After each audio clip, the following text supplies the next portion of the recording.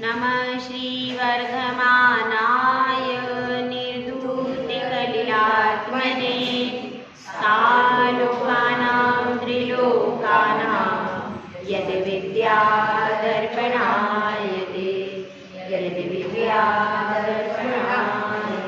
पंच परमेश्वरी भगवान की जय। 1008 आदिनाथ भगवान की जय। 1008 शांतिनाथ भगवान की जय। परम पूज्य आचार्य श्री आदि सागर महाराज की जय। आचार्य श्री मावी कीर्ति महाराज की जय। आचार्य श्री विमल सागर महाराज की जय। आचार्य श्री तप सम्राट सन्मति सागर महाराज की जय। आचार्य गुरु सुंदर सागर महाराज की जय। समय विश्व धर्म की जय। दिनवाणी माता की जय।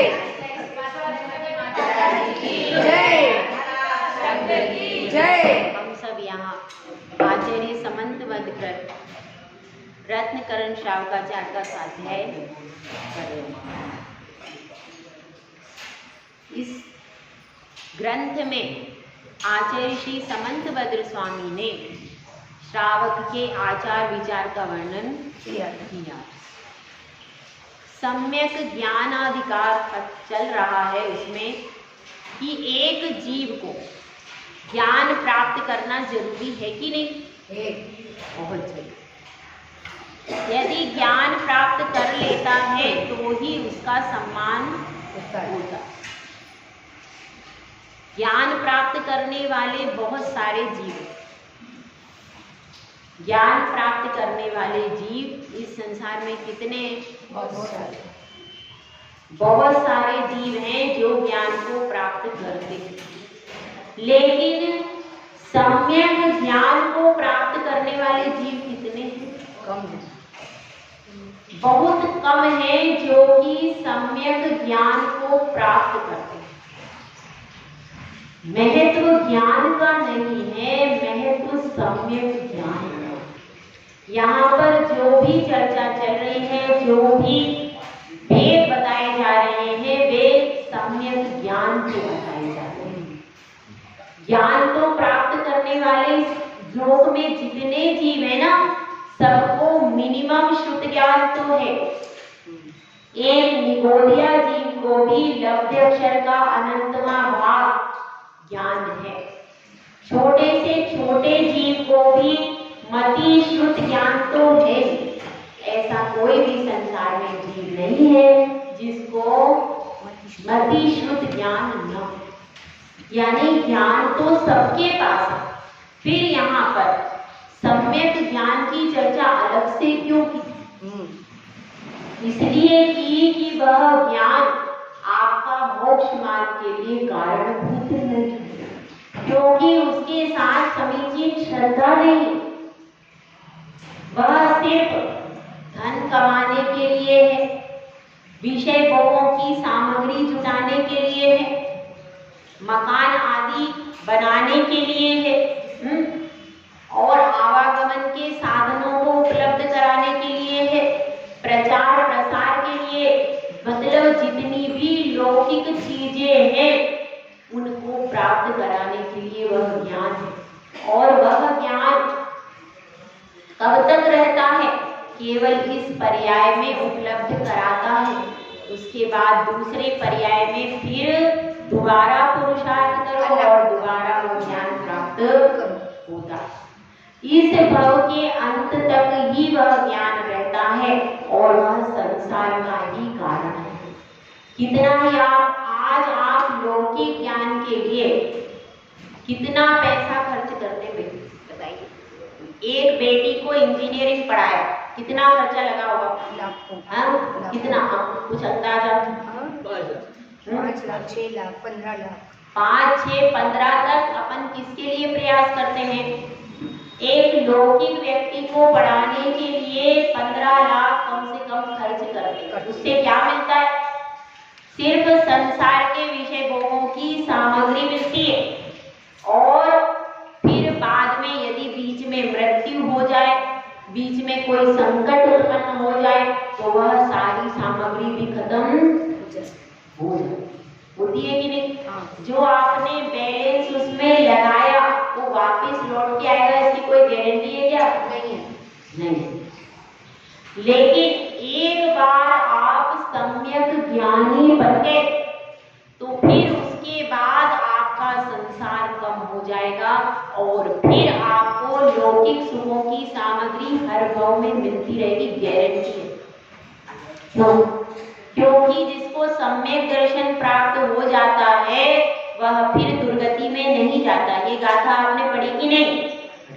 तो इसी प्रकार से सम्यक दर्शन के साथ ही ज्ञान हो जाता है। अब किसी का प्रश्न ऐसा भी हो सकता है कि भाई देखो सम्यक दर्शन के साथ में ज्ञान हो जाता है तो हमें अलग से पढ़ने लिखने की क्या जरूरत है? प्रश्न है कि नहीं सही? जब यह लिखा है 6 डाला में, अभी आपकी कारिका आई हो, सम्यक साथे ज्ञान होए पे भिन्न राहु।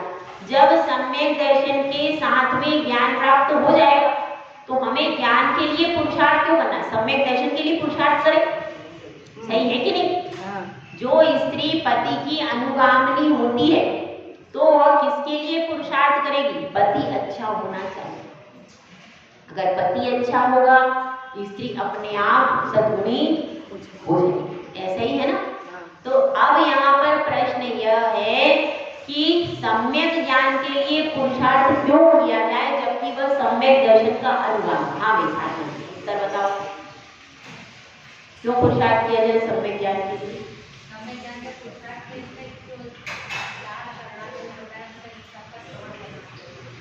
क्या बता रहे हैं? नहीं, सम्यक दर्शन के साथ में ज्ञान प्राप्त हो रहा है फिर अलग से पुरुषार्थ की बात क्यों आ रही है?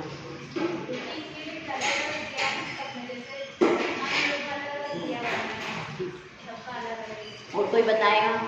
क्योंकि पुरुषार्थ के बिना तो कुछ होता ही नहीं है, पुरुषार्थ तो सतत होना चाहिए। पुरुषार्थ यहाँ वर्षा जी बताओ, खुला मन से अपना। सम्यक ज्ञान के बिना मोक्ष पथ की ओर नहीं बढ़ पाएंगे। सम्यक ज्ञान के बिना मोक्ष तक की ओर नहीं। देखिए सम्यक दर्शन कैसा है? श्रद्धा है, लेकिन श्रद्धा को टिकाने के लिए ज्ञान चाहिए। नींव आपकी मजबूत हो गई लेकिन अगर नींव के ऊपर आपने महल नहीं बनाया तो उसका उपयोग क्या होगा? बेकार हो जाएगा वो। इसलिए उसको टिकाने के लिए क्या जरूरी है? सम्यक ज्ञान। सम्यक ज्ञान ये सिखाता है कि पूजा कैसे करनी है, अभिषेक कैसे करना है, जीव हिंसा से कैसे बचना है। यानी क्रिया का विवेक आता है किससे? सम्यक ज्ञान। सम्यक ज्ञान, सम्यक ज्ञान को मध्य दीपक कहा है।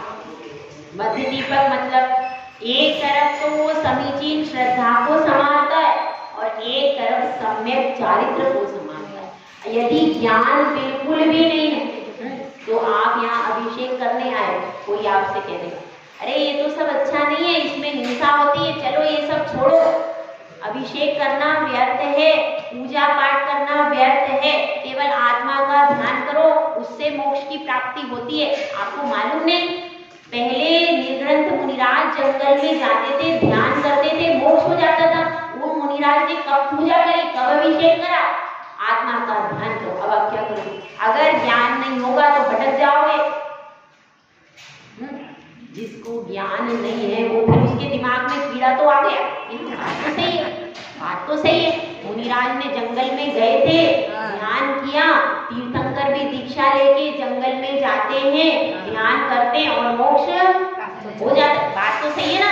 अब उसने क्या डाल दिया कीड़ा कि जब भगवान को, तीर्थंकर को भी जंगल में जाकर ध्यान करना पड़ा, उन्होंने पूजा अभिषेक नहीं किया, तुम क्यों करते हो? अब क्या जवाब दोगे इसका? क्या जवाब? देखो इसका जवाब है, वे कौन थे? मुनिराज। हम कौन है? संसार। उनकी भूमिका में वे जंगल में ही रहते थे और उनको आहार की भी जरूरत नहीं होती थी। और पहले ऐसे श्रावकगण होते थे जंगल में ही चौका लगा करके आहार भी कराते थे। तो उनका उतना पुण्य था और फिर उनका सहनन बहुत अच्छा था, तो वह जंगल में रह करके आत्मा का ध्यान करते थे और ध्यान करके तुरंत मोक्ष को प्राप्त कर रहे थे। लेकिन हम क्या है, हम मुनि है क्या? मुनि है नहीं, हम मुनि नहीं है, हम तो श्रावक हैं, हम वस्त्रधारी घर में रहने वाले श्रावक हैं। तो श्रावक के लिए आगम में क्या बताया है? आगम में जो 6 आवश्यक कर्तव्य बताए हैं, अष्टभुज गुण का पालन बताया है, वह श्रावक के लिए हमको अपनी योग्य क्रिया करना पड़ेगी। और यदि हम मुनि बनेंगे, जब हम मुनि बनेंगे तब मुनि की क्रिया करेंगे। एक छोटा बच्चा सोचे कि मैं तो आज स्कूल में नहीं जाऊंगा, ऑफिस में जाऊंगा और अपने पापा की सीट पे बैठ जाऊंगा, काम हो जाएगा? नहीं होगा। क्यों? सीट पे बैठने से काम होता है? नहीं होगा, उसमें वह अभी योग्यता नहीं आ पाई है। तो इसी प्रकार से आप अभी श्रावक को श्रावक की भूमिका में जो आवश्यक है उसको करना चाहिए। यदि श्रावक मुनि की क्रिया करेगा तो क्या होगा? न वो श्रावक रहेगा न वो मुनि रहेगा, दोनों से अलग हो जाएगा। और मुनि यदि श्रावक की क्रियाओं को करने लगेगा तो क्या होगा? तो उसकी भी क्रिया नहीं हो पाएगी। इसीलिए दोनों को अपनी अपनी भूमिका के अनुसार क्रिया करना है। हमारे षट आवश्यक अलग हैं और आपके षट आवश्यक अलग। सब क्रिया हम क्योंकि घर बार छोड़ करके आए हैं, यदि हम रोज वही द्रव्य धोएंगे, हम यदि यह काम करने लगे तो क्या होगा? तो भी हमारा अहिंसा व्रत नहीं पल पाएगा। कैसे पलेगा? पानी छानने लगेंगे, अहिंसा व्रत कैसे पलेगा? अगर हम आरंभ सारंभ करने लगेंगे तो पढ़ पाएगा? नहीं। मुनि श्रावक की क्रिया नहीं कर सकता है, उसी प्रकार से श्रावक भी मुनि की क्रिया नहीं कर सकता ना? नहीं कर सकता। दोनों को अपनी अपनी भूमिका। पहली क्लास का बच्चा यदि 8वीं क्लास की पुस्तक पढ़े तो पास हो जाएगा? नहीं होगा। उसको अपने योग्य पहली क्लास की पुस्तक को पढ़ो, उसको अपने आचरण में पूरा उतारो, उसके बाद फिर आप जब उस स्टेज पर 8वीं क्लास में पहुंचने के बाद ही 8वीं की पुस्तक समझ में आएगी। भले पहली क्लास का बच्चा 8वीं क्लास में बैठ रहा है, पर क्या वो उसको ग्रहण कर पाएगा?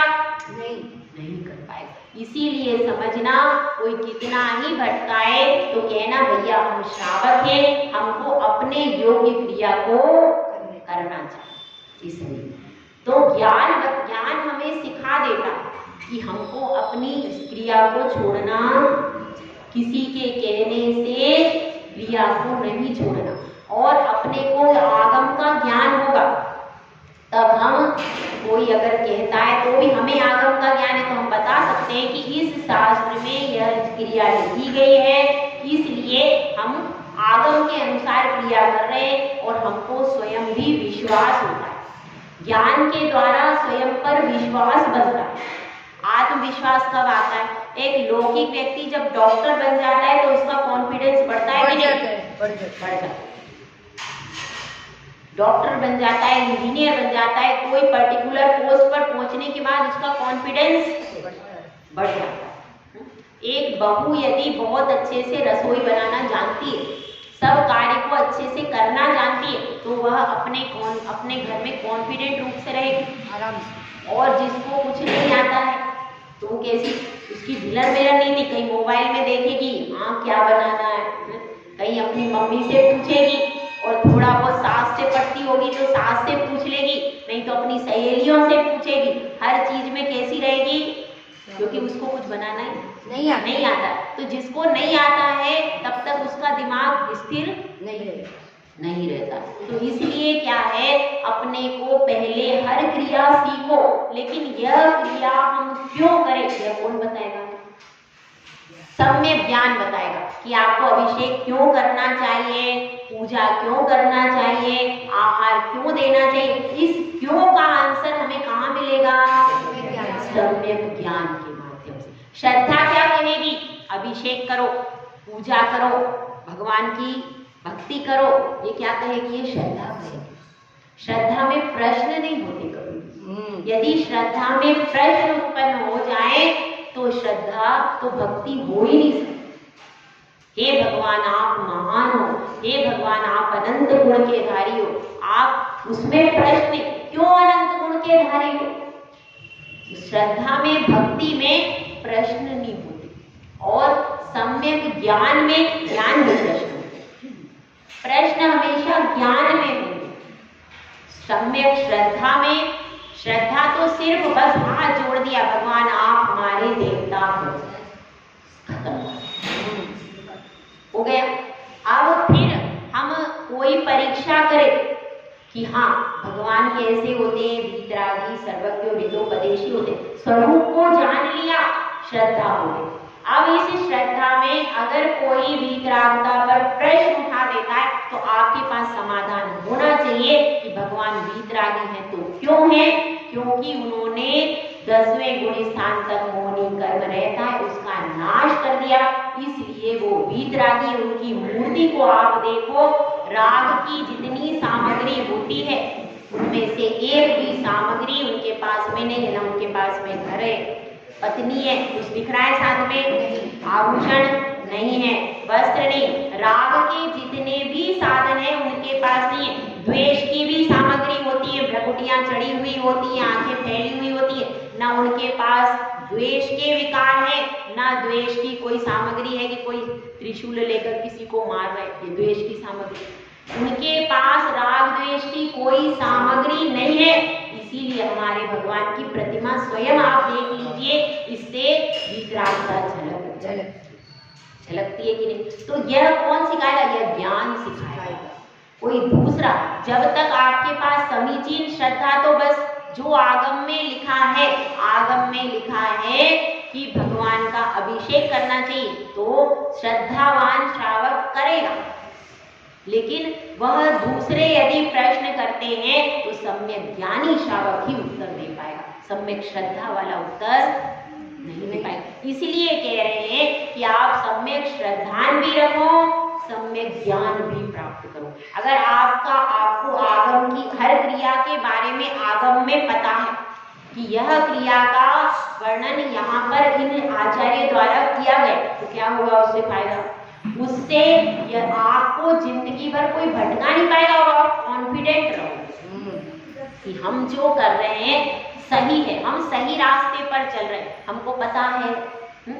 जो कोई लॉ करता है, अगर कोई उसको भटकाने का प्रयास करे तो बता देता है कि इस नियम में, इस एक्ट में, इस धारा में, इस पेज पर ये लिखा है, मैं उसके अनुसार ये दलील पेश कर रहा हूँ। क्या करेगा कोई?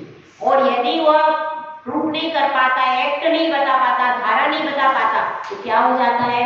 फेल हो जाता है। तो इसी तरह से जैसे वहां पर एक्ट और धारा पता होना चाहिए, हमें भी पता होना चाहिए कौन से हम जितनी भी क्रिया कर रहे हैं, कौन से पेज में, कौन से शास्त्र में, कहाँ पर लिखी हुई है, ताकि कोई दूसरा भटका करके हमारी क्रिया छुड़ा नहीं सकता।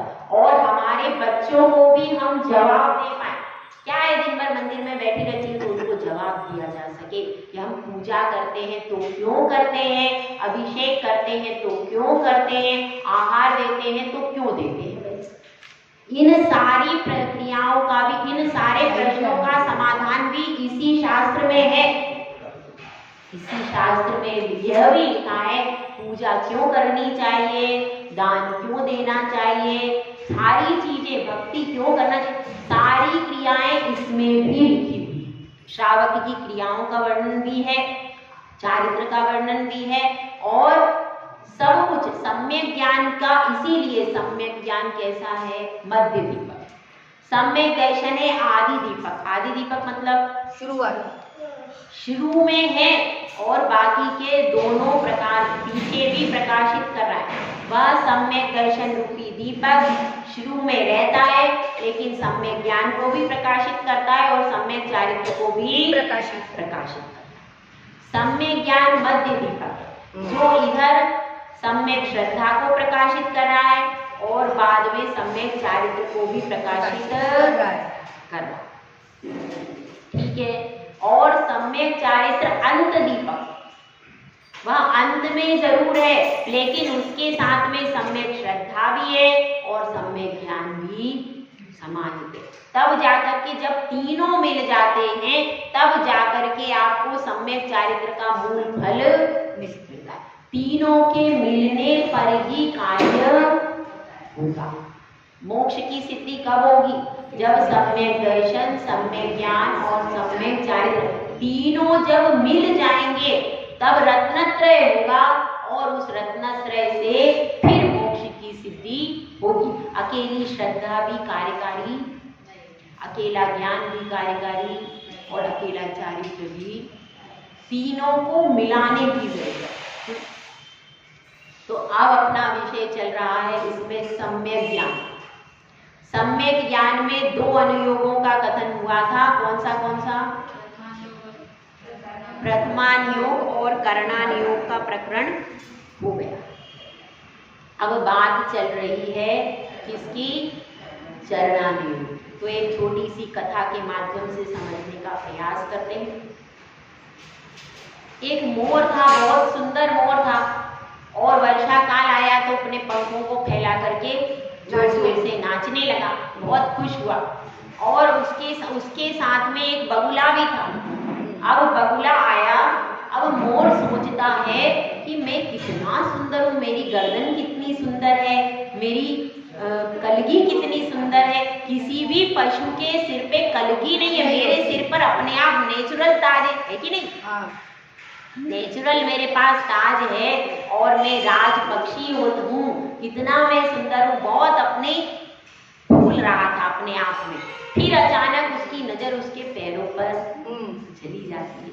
अब वो बहुत उदास हो जाता है। अब इतने में उसका बगुला मित्र आता है। वो पूछता है कि तुम इतने उदास क्यों हो रहे हो? तो वो कहता है क्या कि मेरे देखो पैर सुंदर नहीं है, मेरा इतना सब कुछ सुंदर है, मेरे पंख कितने सुंदर है, मेरी गर्दन सुंदर है, मेरी कलगी सुंदर है, मेरी सब कुछ सुंदर है, लेकिन मेरे पैर सुंदर है। तो बगुला कहता है कि क्या कर सकते हैं अपन? फिर क्या होता है? इतने में आ जाता है बहेलिया। अब वह जाल बिछाने के लिए और पकड़ने के लिए दौड़ता है। इनको पकड़ने के लिए दौड़ता है तो ये दोनों भागते भागते भागते भागते और बहुत दूर तक जाते दोनों जने। अब दोनों जाते हैं, जाते जाते जंगल में झाड़ी के पीछे छुप जाते हैं। अब वह बहेलिया इधर उधर देखता है, उसको कुछ मिलता नहीं तो धीरे से चला जाता है। अब थोड़ी देर बाद वो झाड़ी से बाहर निकलते हैं तो देखते हैं कि उनका पुण्योदय आ गया। सामने मुनि महाराज बैठे बहुत खुश होते हैं। पक्षी भी ऐसा नहीं है कि साधु को देख करके मनुष्य ही खुश होते, बल्कि मनुष्यों से ज्यादा पक्षी खुश, पशु पक्षी ज्यादा खुश होते, क्योंकि उनको बड़ी मुश्किल से कभी मिल जाते हैं तो बड़े दोनों खुश होते। वह कहते हैं कि चलो आज तो साधु महात्मा के हमको दर्शन हो गए। अब वह मोर साधु से कहता है, और साधु ज्ञानी थे तो वो पशु पक्षियों की भाषा को समझते थे। तो मोर अब साधु से कहता है कि हे साधु भगवान, मुझे एक बात बताओ, है मुझ में इतने सारे गुण हैं, इतना सुंदर शरीर मिला है, फिर मेरे पैर इतने बदसूरत क्यों हैं? ऐसा क्यों है? तो वह साधु कहते हैं, भाई मुझे तो तुम्हारे पाँव बहुत सुंदर लग रहे हैं। तो वो कहते हैं कि आप उपहास मत कीजिए। तो महाराज कहते हैं मेरा तो हास्य का त्याग है, मैं किसी का मजाक नहीं करता, मजाक नहीं उड़ाता हूँ, मेरा तो हास्य का त्याग है। तो वो कहते हैं, मोर कहता है फिर आपने कैसे कह दिया कि मेरे चरण सुंदर है, मेरे तो चरण बहुत कुरूप है। तो उसमें वो कहते हैं कि देखो, जिनसे अपने कार्य की सिद्धि हो सकती है वह सब सुंदर है। अगर आपके पाँव नहीं होते तो आप अपने प्राणों की रक्षा कैसे करते? उन पाँव ने तो आपको प्राणों की रक्षा करवाई है। यदि आपके पाँव नहीं होते तो आप कैसे चल के भाग सकते थे? नहीं भाग सकते थे। और इसलिए क्या है, सबसे सुंदर तो चरण है जिससे हमारी रक्षा होती है। इसीलिए मोक्ष मार्ग में आप कितना ही श्रद्धा भी प्राप्त कर ले, ज्ञान भी प्राप्त कर लिया, लेकिन जब तक चारित्र की सीढ़ी नहीं चढ़े तब तक मोक्ष कभी भी हो नहीं सकता। मोक्ष में जाने के लिए चारित्र की सीढ़ी चढ़ना ही पड़ेगी। कितने ही भवों तक आप केवल श्रद्धा के आधार पर रह लोगे, जब तक चारित्र की सीढ़ी नहीं चढ़ोगे तब तक अपने जीवन में अपनी आत्मा की पापों से रक्षा नहीं कर सकते। कर सकते हो। पापों से रक्षा बिना चारित्र लिए संपूर्ण पाप जब छूटेंगे तभी आत्मा की रक्षा होगी। तो इसलिए आत्मा की रक्षा करने के लिए क्या जरूरी है? चारित्र जरूरी। अब उसी की चर्चा चल रही। देखिए अपन श्लोक पढ़ते हैं। ग्रहमेध्य नगाराणां चारित्रोत्पत्ति वृद्धि रक्षांगम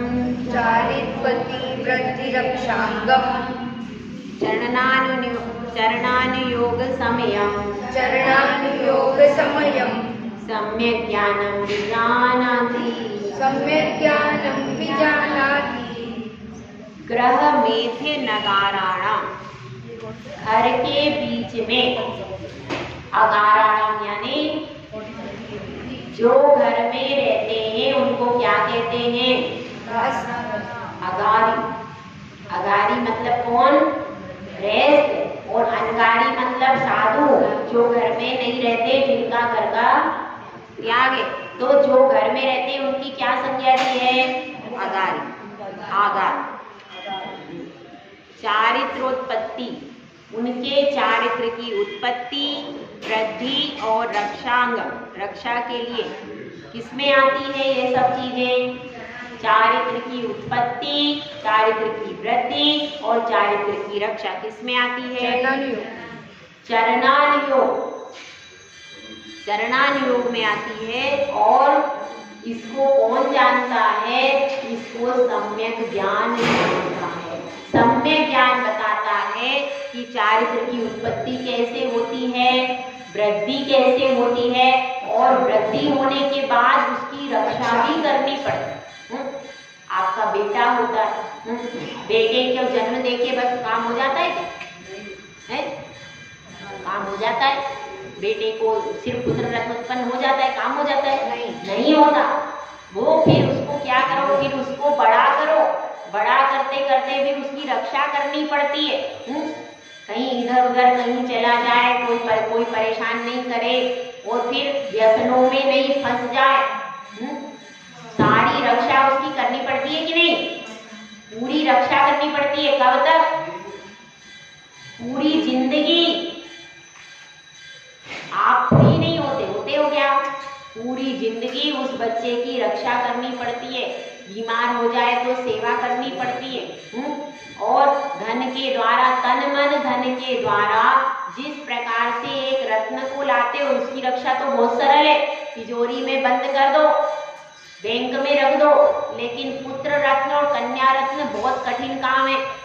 उनको पहले उत्पन्न करना बहुत कठिन, फिर उनको जिंदगी भर संभाल के रखना कि किसी भी प्रकार से कुसंगति में नहीं फंस जाए, वे धर्म में लगे रहे, ऐसा लगाना बहुत ज्यादा कठिन काम है। तो इसलिए उनका पालन पोषण करना, उनकी रक्षा भी करना बहुत कठिन, और फिर उनके धर्म की वृद्धि होती रहे, ऐसा पुरुषार्थ करना और भी कठिन। ऐसे आपने उत्पन्न कर लिया, बड़ा कर लिया, पर मात्र बड़ा करने से काम हो गया। अगदी वो धर्म को बिल्कुल जानते ही नहीं है, कोई क्रिया करते ही नहीं है, मंदिर में आते ही नहीं है, तो क्या हो गया आपका? मंदिर में आते ही नहीं। यदि आप उनमें धार्मिक संस्कारों का बीजारोपण नहीं कर पाए तो क्या हो गया? वो सिर्फ बड़े हो गए। वह धार्मिक संस्कारों से रहित है। ऐसे भी बच्चे हैं ना, हैं जो धार्मिक संस्कारों से रहित हैं।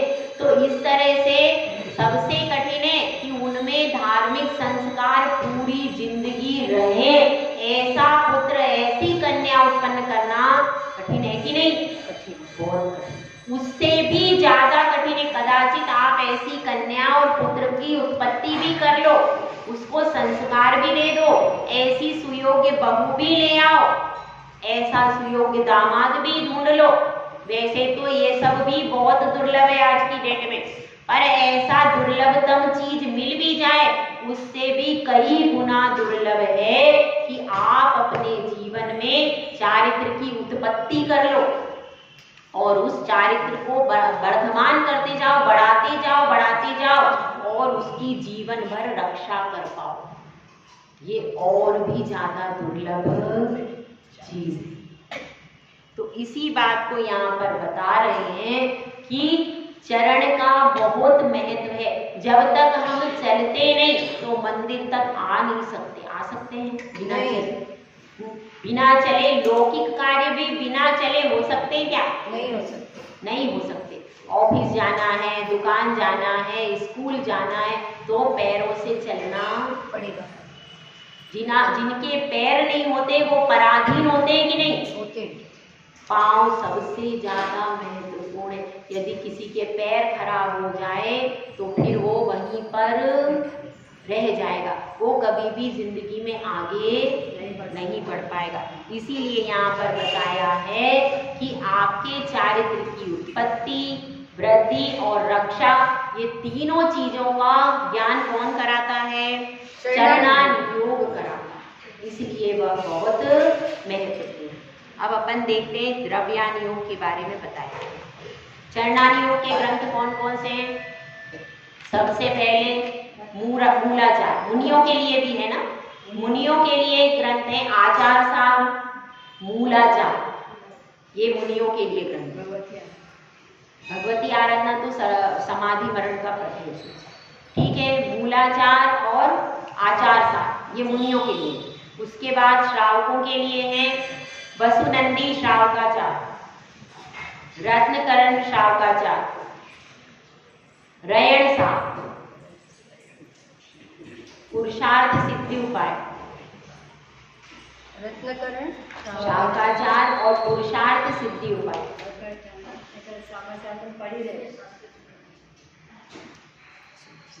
और भी कई प्रकार के हैं, 36 प्रकार के श्रावकाचार्य हैं।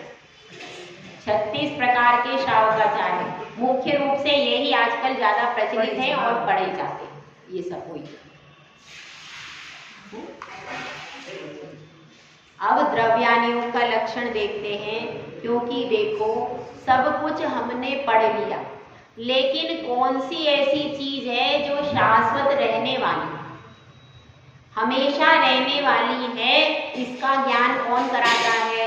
द्रव्यान योग कराता है। तो द्रव्यान योग का लक्षण देखते हैं अपन। जीवा जीव सुतत्वे, जीवा जीव सुतत्वे, पुण्या पुण्ये च बंध मोक्षो च, पुण्या पुण्ये च बंध मोक्ष, द्रव्यान योग दीप, द्रव्यान योग दीप, शुत विद्या लोक मानुते मातनुते, शुद्ध विद्या लोक मातनुते। जीव अजीव ये दो तत्व हैं, ठीक है। ये दो तो कौन से हैं? ये दो तत्व तो मूल तत्व हैं, जीव और अजीव। इसी में पूरे 7 तत्व 9 पदार्थ गर्भित हो जाते हैं। तो यह जीव अजीव आदि 7 तत्व और जीव पुद्गल आदि 6 द्रव्य, इन सब का वर्णन पुण्य और पाप और बंध और मोक्ष। अपुण्य दिया है, अपुण्य से क्या लेना? पाप।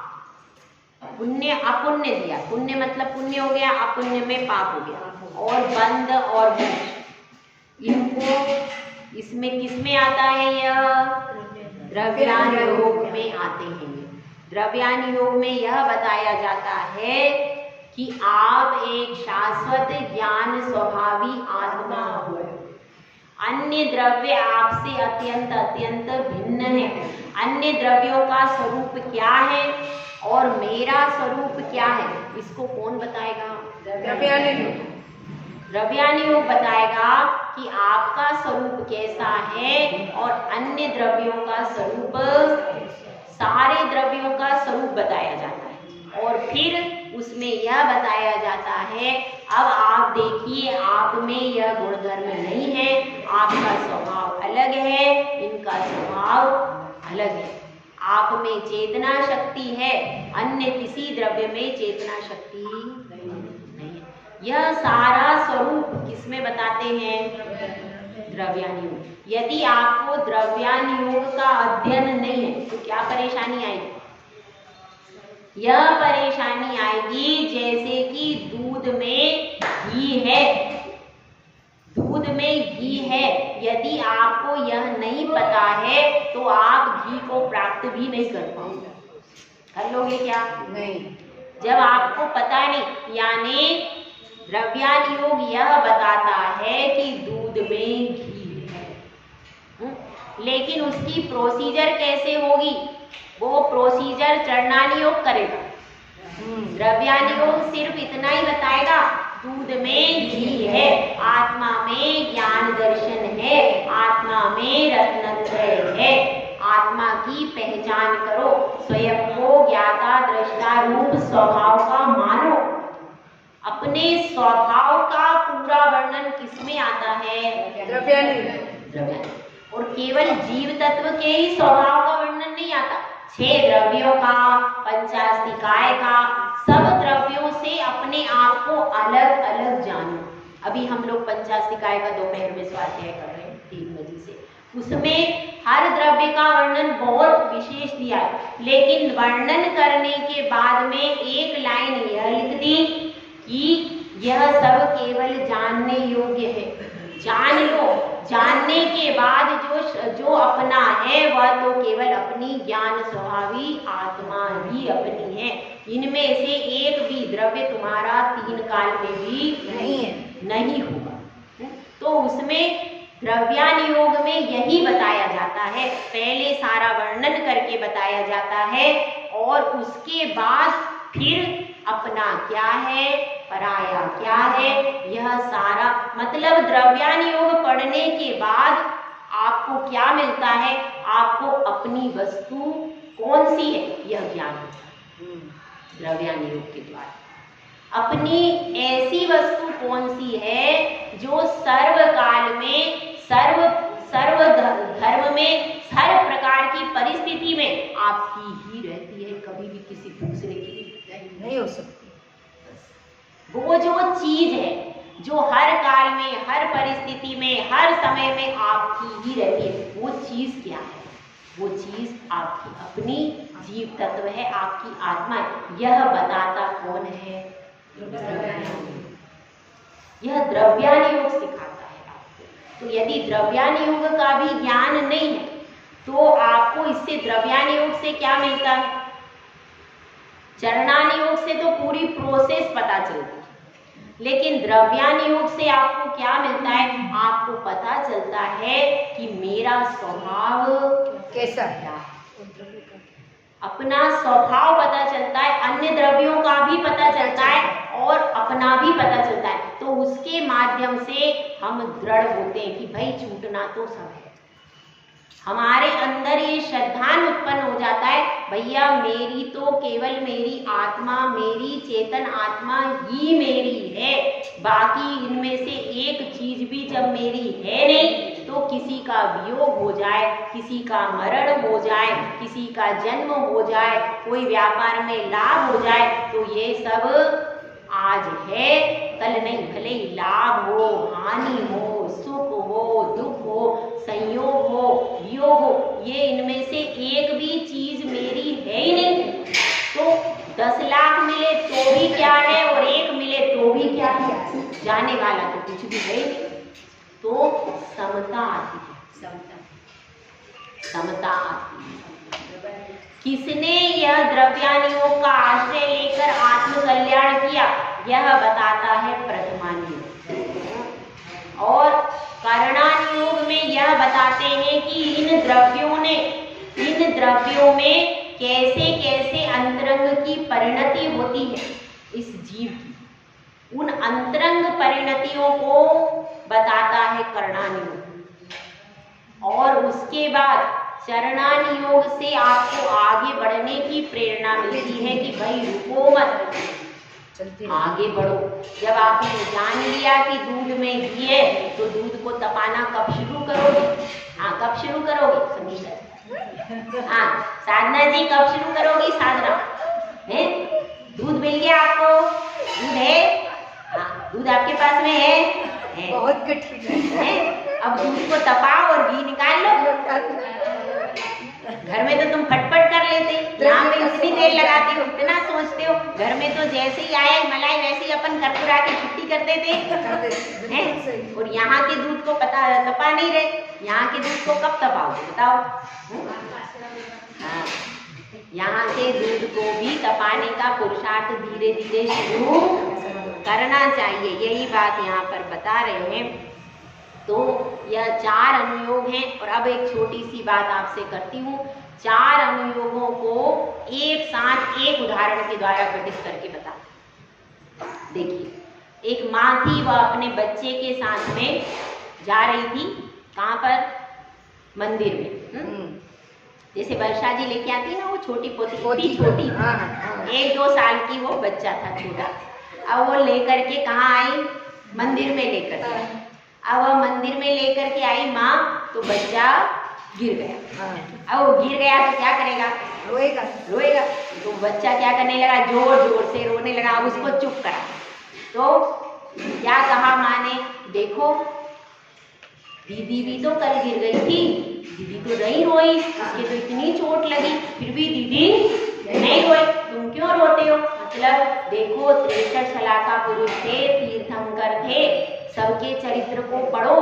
उन्होंने कितनी कितनी कठिनाई में, कितनी कितनी संकट में भी अपना धैर्य नहीं खोया। तो इसी तरह से दीदी मतलब जो पहले हमसे पहले मोक्ष में जा चुके, ऐसे जो महान महापुरुष थे, उन्होंने कितना धैर्य रखा, तो हमको भी धैर्य रखो। ये क्या सिखाता है? प्रथमान। उसके बाद क्या हुआ? बच्चा तो रो ही रहा है, चुप ही नहीं हो रहा है, चुप ही नहीं हो रहा।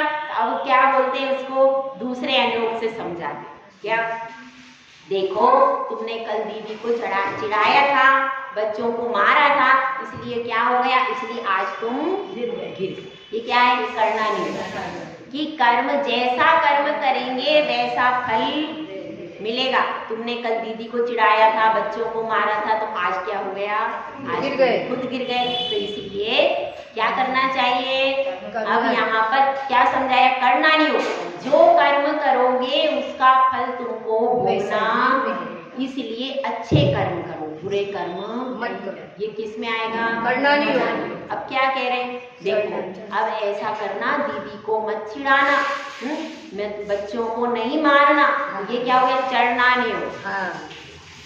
क्या करना है? यह कौन सिखाता है? चढ़ना नहीं हो। चढ़ना नहीं हो, तो वह चढ़ना नहीं हो से सिखा रही। अब दीदी को नहीं मारना, नहीं चिढ़ाना, ये माँ समझा रही है। तो क्या हो गया? चढ़ना नहीं हो। बच्चा तो चुप ही नहीं हुआ वर्षा। हाँ, तो चुप ही नहीं हुआ बच्चा। अब क्या करेगी? अब माँ ने कहा, देखो, तुम थोड़ी गिरे, तुम तो मेरे राजा बेटा हो, तुम तो मेरी रानी बेटी हो। वो तो घोड़ा कूदा था, तुम नहीं गिरे। ये क्या है? द्रव्यांतर।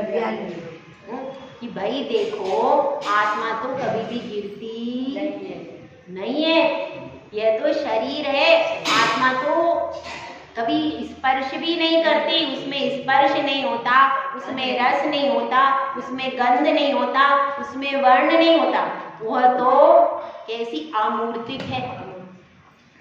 तो यह जो पतन हुआ है, आज मेरा जो पतन हुआ है, आज मुझे जो चोट लगी है, किसको लगी है? शरीर को। तो घोड़ा कूदा था, मतलब शरीर को लगी है। मेरी जो भी कष्ट आए हैं आज, तो क्यों आए हैं? पूर्व कर्म के उदय से आए हैं। और कर्म तो मेरा है ही नहीं, कर्म तो पुद्गल है। यह जड़ तू ज्ञानी, यह तो जड़ है, कर्म जड़ कर्म घुमाता है मुझको, यह मिथ्या भ्रांति रही में। यह जड़ कर्म है, यह तो मेरा है ही नहीं। यह तो आज कर्म आएगा और चला जाएगा, ये मेरा स्वभाव नहीं है। इसीलिए राजा बेटा गिरा नहीं है। कौन गिरा है? घोड़ा कूदा है। ये तो राजा बेटा तो हमारी आत्मा है। हमारा चेतन राजा कैसा है? वो तो कभी गिरता ही नहीं है।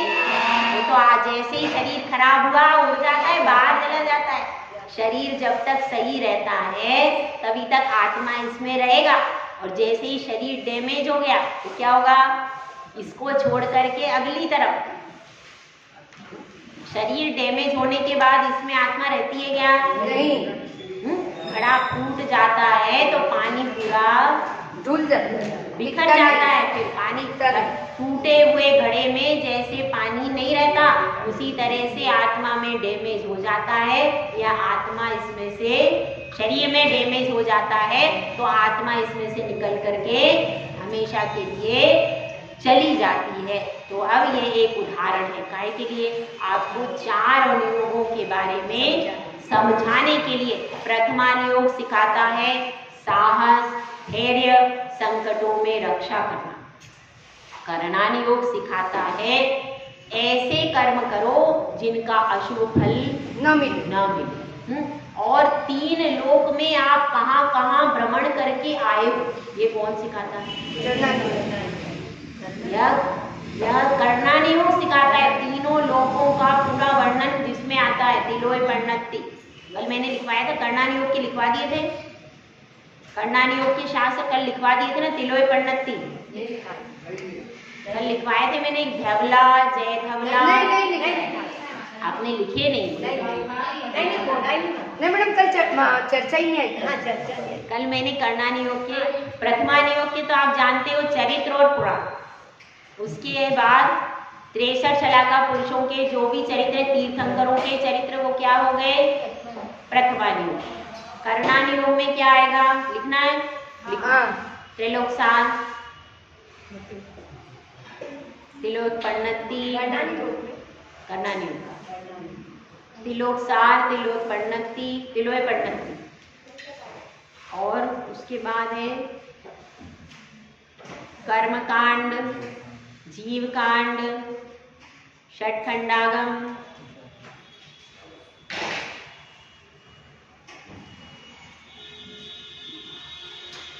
कषाय पाव, कषाय पाव,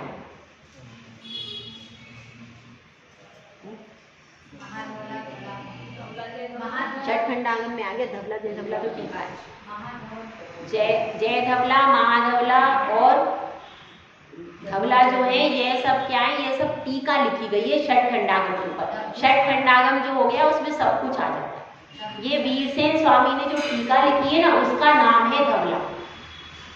मूल ग्रंथ का नाम षटखंडागम है, उसके ऊपर आचार्य वीरसेन जी ने टीका लिखी है, उसका नाम क्या है? धवला। जयवला, जय धवला, महाधवला, ये टीकाएं लिखी है, टीका का नाम है। मूल ग्रंथ का नाम है षटखंडागम। ये सब करणानुयोग, ये सब करना, ये करणानुयोग लिखवाया है। जीवकांड, कर्मकांड दोनों बताया, लब्धि सार, छपड़ा सार, ये सब करणानुयोग। लिख लिया? लब्धि सार, छपड़ा सार, अच्छा, ये भी करणानुयोग में है। छपड़ा सार, मुख्य से और भी ग्रंथ हैं, इसमें ये मुख्य लिखवा दिए। हो गया? हाँ। ये सारा करणानुयोग हो गया।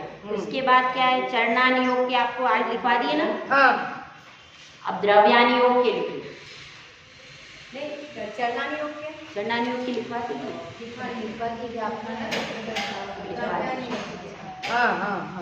द्रव्यानुयोग के लिखिए।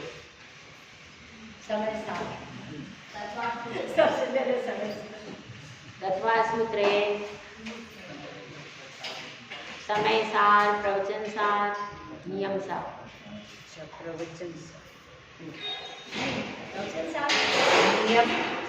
तत्वा सूत्र,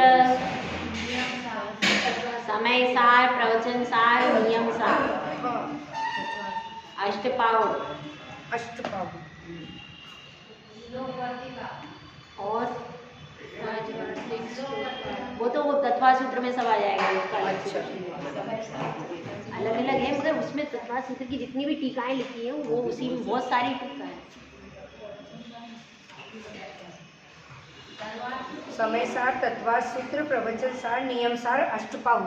हो गया कि कौन सा हो गया? द्रव्यानुयोग। द्रव्यानुयोग हो गया। द्रव्यानुयोग में और पंचास्तिका है, पंचास्तिका,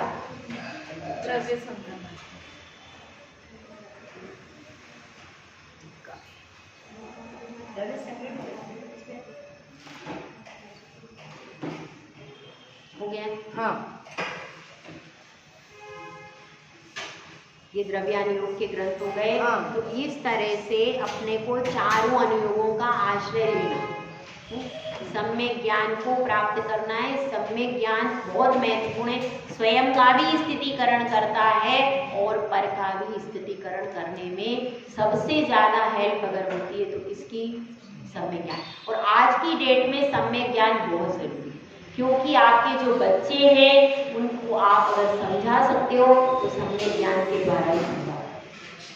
यदि आप में तर्क वितर्क की क्षमता नहीं है तो आप अपने बच्चों को संतुष्ट नहीं कर सकते, क्योंकि बच्चे हर चीज को तर्क वितर्क से समझने वाले हैं। ये चीज है तो क्यों, ये चीज नहीं है तो क्यों। तो यदि आप उनको तर्क वितर्क में परास्त कर दोगे तो आप उनको मंदिर ला पाओगे। इसीलिए आप में तर्क वितर्क करके उनको जीतने की क्षमता देता है सम्यक ज्ञान। जब आपके पास शास्त्रों के प्रमाण होंगे, जब आपके पास पूरा ज्ञान होगा तो उस ज्ञान के माध्यम से आप उनको जीत लोगे। आपको अपने बच्चों को जीतना पड़ेगा आज की डेट में। पहले ऐसा नहीं होता, लेकिन अब क्या है, अब वो अपने से ज़्यादा पढ़े लिखे, माँ कम पढ़ी लिखी है, बच्चे ज़्यादा पढ़े लिखे, तो अब माँ को उस बच्चे को जीतने के लिए उसके लेवल का प्रश्नोत्तर करना पड़ेगा। जब आप उसके लेवल का प्रश्नोत्तर करोगे तब उससे जीत पाओगे। मतलब माता को डबल इंजीनियर होना चाहिए। अगर बेटी को इंजीनियर किया तब वह उससे जीत पाएगी। तो इतनी कैपेसिटी आपके दिमाग में, आपकी चीज में आना चाहिए कि आप उससे जीत पाओ। तब आप मंदिर में उनको ला पाओगे, तब आप सभा में बिठा पाओगे। तो आपको केवल बाहर वाद विवाद करने का काम नहीं देगा। पहले तो क्या होता था, साधुओं को बाहर के विद्वानों से वाद विवाद करना पड़ता। हाँ। अब आपको अपने घर के बच्चों से वाद विवाद करना और उनको परास्त करके उनको मंदिर में लेके। अब बाहर का वाद विवाद तो बंद हो गया, अब अपने घर का वाद विवाद आपको जीतना, और ये काम गृहिणियों को ही करना पड़ेगा। जेंट्स तो भाई पल्ला छोड़ के नहीं जाता तो छोड़ो ना। मैं आपके घर में नहीं रहती। जेंट्स तो ये पल्ला छोड़ देते हैं, अरे जाता है तो ठीक है, नहीं जाता है तो ठीक है। उसको राजी करना, वो सब काम आपको ही करने पड़ेंगे। अब शादी हो गई तो पति नहीं जाता है तो भी मगजमारी आपको ही करनी है। उसमें भी सासू कहेंगी, अरे अब इतने साल से नहीं गया तो अब क्या जाएगा, छोड़ दे। तो वो सारा भी पुरुषार्थ आपको, विवाह के बाद भी पूरा पुरुषार्थ आपको करना है, और बच्चे के लिए भी पुरुषार्थ पूरा आपको करनी। तो आपको तो उनसे डबल पढ़ना पड़ेगा, तब जाकर के आप उनके मस्तक को सही अरेंज कर पाओगे। कल इसमें चरणानियोग का पूरा चारित्राधिकार कल से प्रारंभ होगा। कल से चारित्राधिकार पूरा प्रारंभ होगा। उसमें एक एक चीज बताई जाएगी कि चरणानियोग क्या है, और आप चरणानियोग धारण करो तो क्यों करो, अष्टमूल गुण धारण करें तो उससे क्या लाभ है। हर चीज की लाभ हानि बता करके पूरे साइंटिफिक तरीके से आपको चरणानियोग के लिए इंटरनली और एक्सटर्नली प्रिपेयर किया जाएगा। जय भोलानाथ, जय सुंदर सागर महाराज की जय। जय आदित्य।